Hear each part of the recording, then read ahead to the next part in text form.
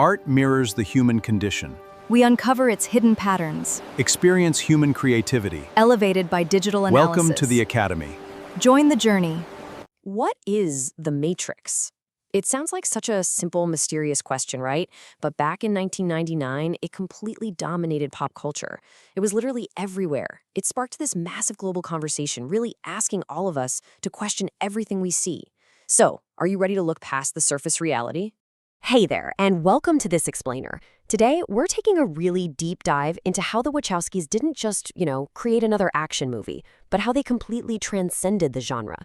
They pulled this off by masterfully blending absolutely groundbreaking visual effects with some incredibly deep philosophy. Let's get into it. Section 1, a Y2K cultural phenomenon. Okay, to really grasp the impact of this film, we've got to transport ourselves back to the late 90s. Think about it. It arrived during a time of peak internet anxiety and just intense Y2K paranoia. The cultural impact here was absolutely staggering. People were literally starting to question our relationship with technology. And the response?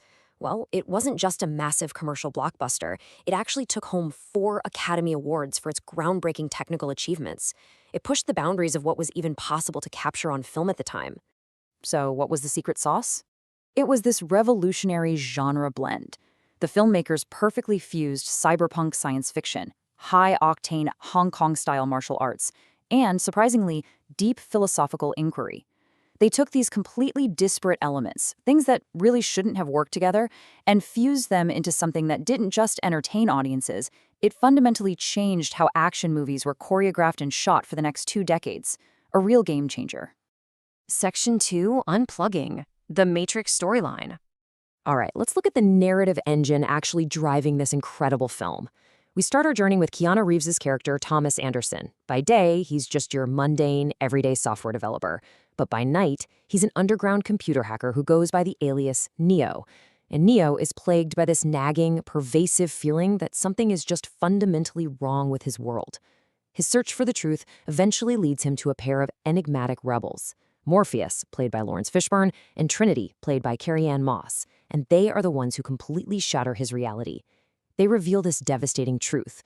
The world as Neo knows it is nothing but a simulated illusion called the Matrix. And the actual reality? Wow, it is remarkably grim.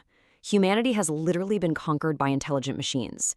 Instead of living free, human bodies are essentially being used as batteries. Our bioelectricity is actively harvested for power. It's a terrifying thought.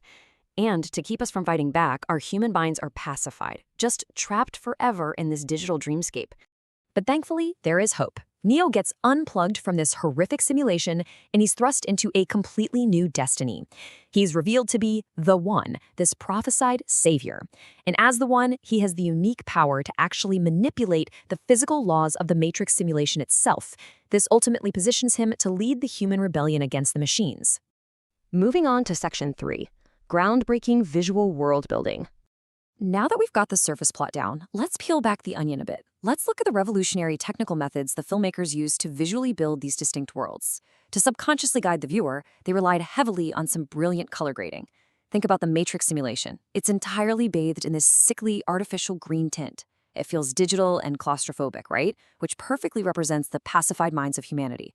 Now contrast that directly with the real world. That world is rendered in these cold, harsh blues to really emphasize the bleak, mechanical environment where human bioelectricity is harvested. It is just a masterful use of color to manipulate our emotional state. And, we absolutely cannot talk about The Matrix without talking about bullet time. This film completely popularized this now iconic visual effect, and the technical execution behind it is just mind-blowing. So here's how they did it. First, the crew rigged a massively complex setup of dozens of individual cameras in a perfect circle around the actors. Second, they used those cameras to freeze, or at least severely slow down, the subject's physical action. Finally, they fired the cameras in sequence. This allowed the camera perspective to actually pan around the subject at normal speed while the subject remains practically frozen in time. It's an absolutely breathtaking achievement in visual storytelling.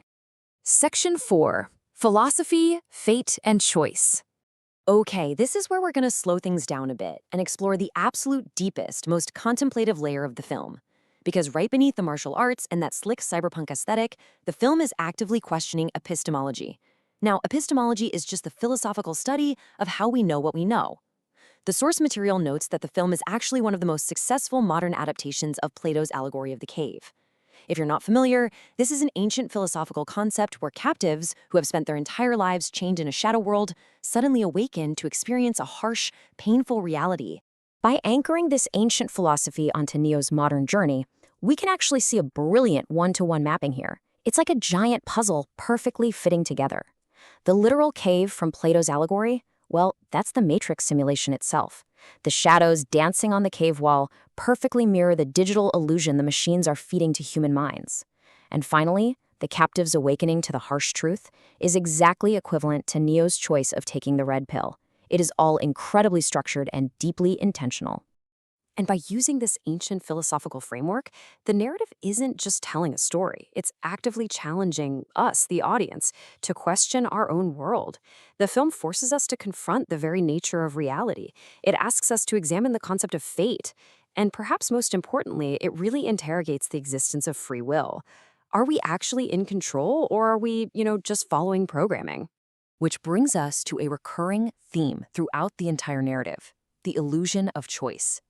Think about that iconic red pill versus blue pill ultimatum given to Neo. The narrative argues a really powerful point here. True freedom comes from understanding the systemic rules that govern choices and ultimately choosing to break them. Neo's final realization of his powers isn't just about picking the right option presented to him. It's about seeing the system for what it truly is. He realizes that true freedom means breaking the systemic rules entirely. Which leaves us with a final, lingering thought. We've explored the simulation, the deep philosophy, and the illusion of choice within the film, but if you apply these concepts to your own life, what are the systemic rules governing your own choices? Thank you so much for joining me to explore this incredible material. Until next time, keep questioning the world around you. Love the masterpiece? Subscribe for more.